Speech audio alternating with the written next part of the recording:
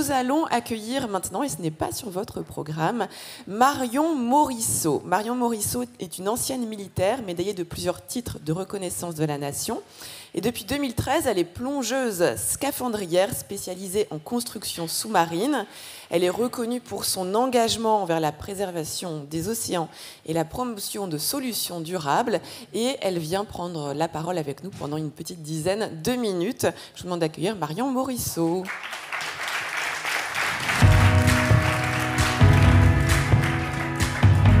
Qui doit être quelque part normalement. Ah là là, ah pardon, j'avais pas vu le... Allez-y, montez, je vais vous donner le micro ici. Hop, tenez. Voilà.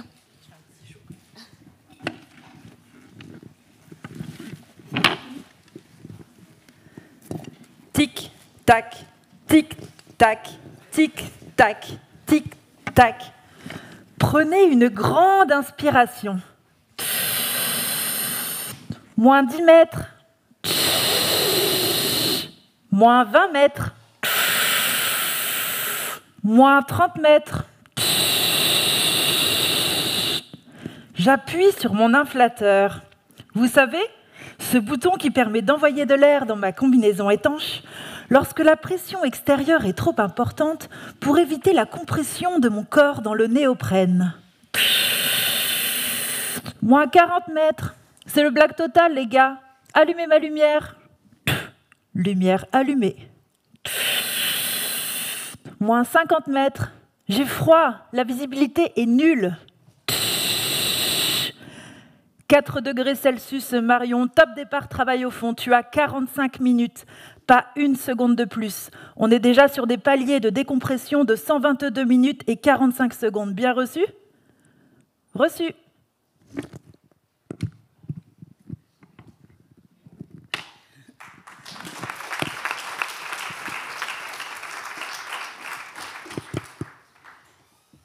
Bonjour à tous, je m'appelle Marion Morisseau et je suis plongeuse scaphandrière en travaux publics.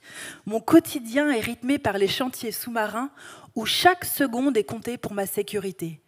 Heure de départ surface, temps de descente, durée de travail, intensité des efforts, vitesse de remontée, palier de décompression, délai d'acheminement vers le caisson hyperbare le plus proche en cas d'accident. Tous mes timings sont scrupuleusement contrôlés par l'équipe en surface qui m'entend, me parle et gère mon alimentation d'air comme une bonne mère. En surface, le compresseur tourne à plein régime. Il envoie dans mon casque de l'air à la demande via un flexible, que nous appelons dans notre jargon le narguilé. C'est pas la chicha, hein. C'est de l'air.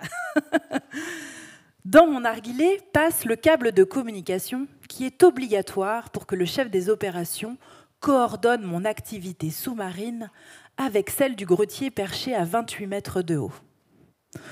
Concentré sur sa VHF et sur mes bulles qui remontent à la surface de l'eau, le grutier prépare sa manœuvre pour envoyer le premier tronçon de canalisation en acier de 18 tonnes au plus près de ma zone de travail.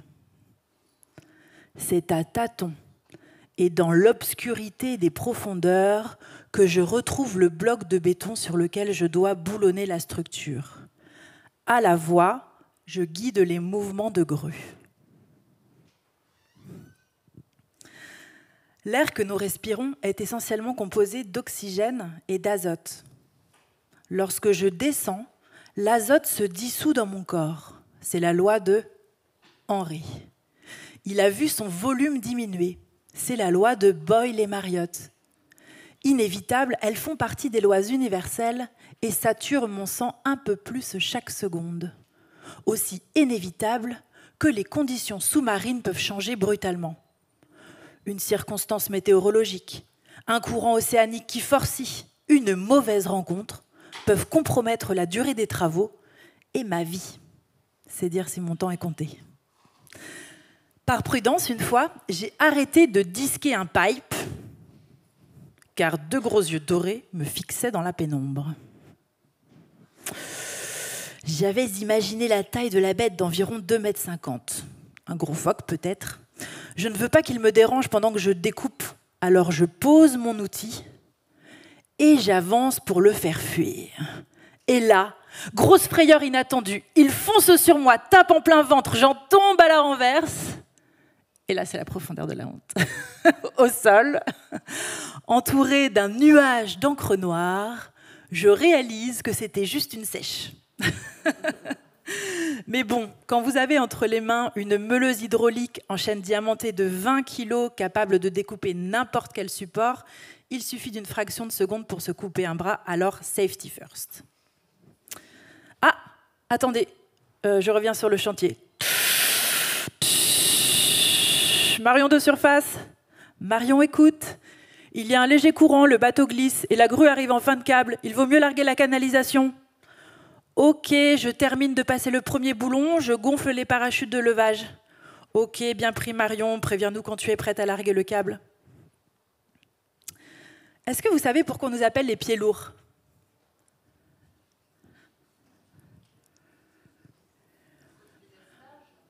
Ouais. Parce qu'en fait, j'ai un casque qui fait 17 kg. J'ai environ 40 kg de plomb répartis sur le corps et des chaussures de 10 kg.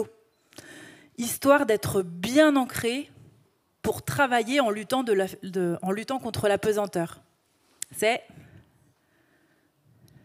la poussée d'Archimède. Que ce soit pour des pipelines, des éoliennes offshore ou des câbles sous-marins, ces travaux extrêmes nécessitent une planification efficiente pour éviter les temps d'interruption qui ont des conséquences économiques majeures pour la coactivité des entreprises. Je regarde vite fait parce que ça a été fait au dernier moment. On vous en veut pas, on vous en veut pas. Tributaire des horaires décalés, des variations des marées ou des urgences à la navigation, il faut être passionné et aimer son métier pour accepter de mouiller sa chemise 24 heures sur 365 jours. Je vais vous dire un secret, même dans le métro parisien, je time les secondes entre chaque station et j'améliore mes performances en apnée au cas où. Gérer des constructions sous-marines est tout un art. C'est même un art de vivre lorsque l'on est marié à son environnement de travail. Je pense que vous avez tous aperçu déjà des éoliennes offshore au large. Eh bien, lorsque je suis arrivée pour la première fois sur l'un de ces sites, il y avait une vaste étendue de sable. Et nous posions des capteurs scientifiques pour faire état des écosystèmes marins présents et réaliser un prévisionnel d'impact sur 20 ans. Avec nos gros bras, nous avons posé et assemblé les structures avant de tirer le câble sous-marin qui les relie à la côte. Depuis que ces dispositifs sont en fonction, nous allons régulièrement inspecter les ouvrages. Et personnellement, j'en profite pour observer la biodiversité qui s'accroche à leurs pieds. Vous ne pouvez pas imaginer le bonheur que c'est de revenir sur un site où il n'y avait presque pas de vie, un récif de biodiversité ultra garni, allant des algues aux grands dauphins, en passant par de superbes scènes de thons qui chassent les sardines entre les pylônes de ces géants d'acier. Oh, vous voyez le tableau ? Je me sens chanceuse. Vous savez pourquoi ? Parce que le chant des mammifères marins traverse mes entrailles. Et je suis l'une des rares personnes à assister à la création de cette vie sous-marine de mes propres yeux. En fait, dès que les algues colonisent la structure, c'est le début de la grande chaîne alimentaire. Outre être un ingrédient riche en nutriments et nutriments rares, les algues dégagent de l'oxygène, ce qui purifie l'eau et par colonne l'air à la surface de l'océan. Ce sont des puits de carbone indispensables. En masse, elles ont même le pouvoir de réduire l'érosion des littoraux en ralentissant les vagues. N'est-ce pas miraculeux ? Lorsque j'ai débuté la plongée, on m'a dit « La surface de notre planète est recouverte d'eau à 70%. » Oui, génial, un grand terrain de jeu. Mais en plongeant, j'ai réalisé que c'était un tout petit bassin. Parce qu'en fait, l'eau, c'est 0,13% du volume total de notre planète, ce qui est donc tout petit à l'échelle du globe. Surtout que le trafic maritime occupe une place très importante de cette surface.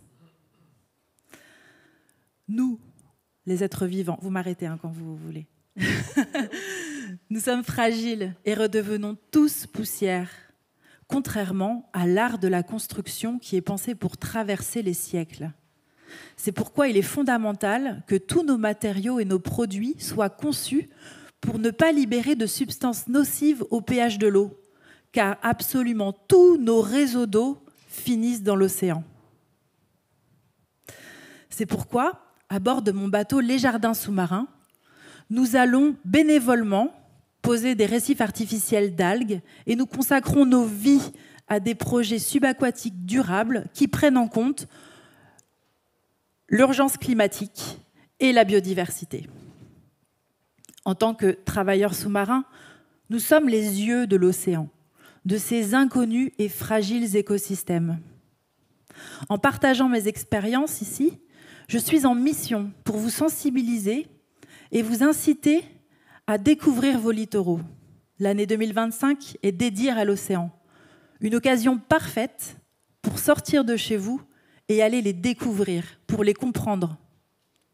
Car l'océan nous unit tous à l'international. Mais qu'est-ce qui nous unit tous aussi ? Quelle est notre quête commune à tous ? C'est de moins souffrir, d'avoir la santé, d'être heureux. En fait, on cherche tout ça simplement à être heureux. Et vous, qu'êtes-vous prêt à faire pour ça ? Nous sommes, chaque minute de cette journée, libres de nos décisions, de notre vision pour l'avenir. C'est parce que nous savons que l'océan, les glaciers, que l'eau est vitale, que nous avons besoin des océans et des glaciers.